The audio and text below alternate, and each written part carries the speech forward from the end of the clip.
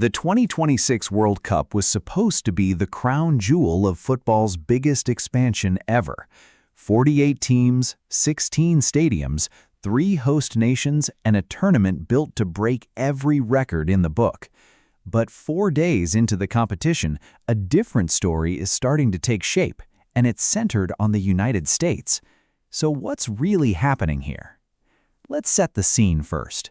This tournament kicked off on June 11th, and it runs all the way through July 19th.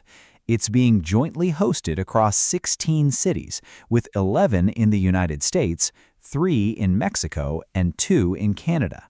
The format now includes 104 total matches, with 72 in the group stage and 24 in the knockout rounds. That's a massive jump from the 32-team tournaments fans were used to for decades. Here's the thing that matters immediately. Even though 3 countries are sharing hosting duties, the United States is effectively the main host. 78 of the 104 matches are being played on American soil. So whatever happens in U.S. stadiums doesn't just shape one country's tournament experience, it shapes the global perception of World Cup 2026 itself. And that's why the early headlines matter so much.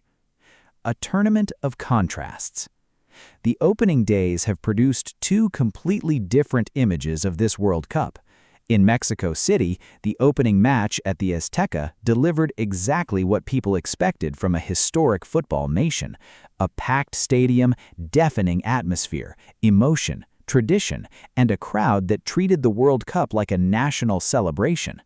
But in several U.S. venues, the conversation has quickly shifted toward empty seats, difficult logistics, extreme weather, and whether the atmosphere matches the scale of the event FIFA promised. That contrast is becoming part of the tournament narrative itself. The heat problem is real. Let's start with the issue nobody can ignore anymore: the weather.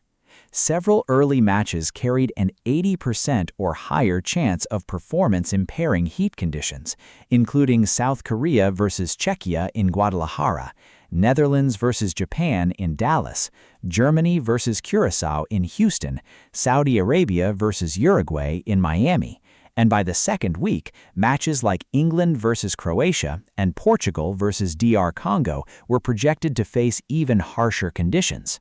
This matters because climate data shows that many World Cup venues are significantly hotter in June and July now than they were during the 1970 World Cup.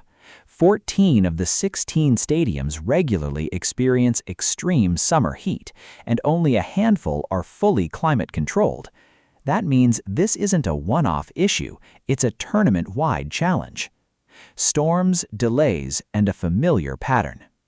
Heat hasn't been the only problem. Severe storms already forced the closure of fan areas during one Group E match in Philadelphia. Fans who traveled expecting a full World Cup experience suddenly found themselves dealing with evacuations and disruptions instead of celebration. And here's the uncomfortable part for organizers. This pattern was already visible during last year's expanded Club World Cup in the United States.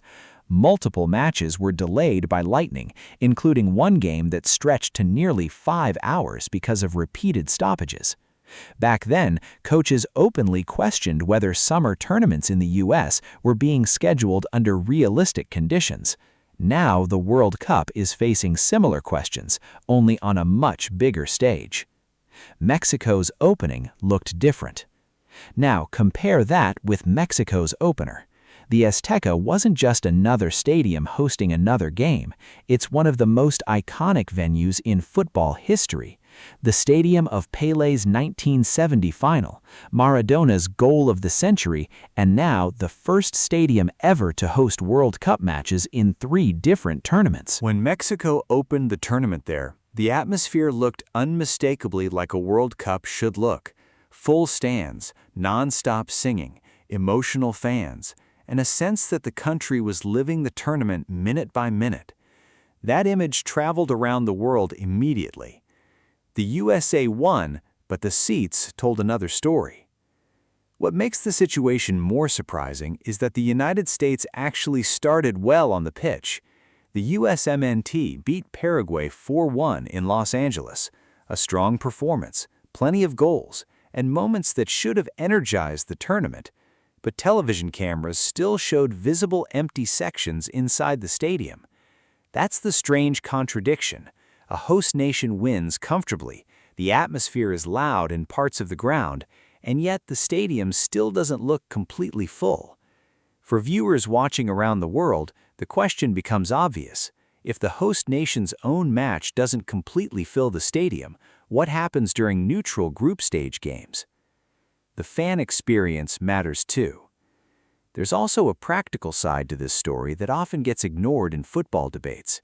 In Los Angeles, organizers arranged shuttle systems to help fans reach SoFi Stadium, but reports from the area described massive traffic congestion before and after the match, with some supporters spending hours trying to leave the venue.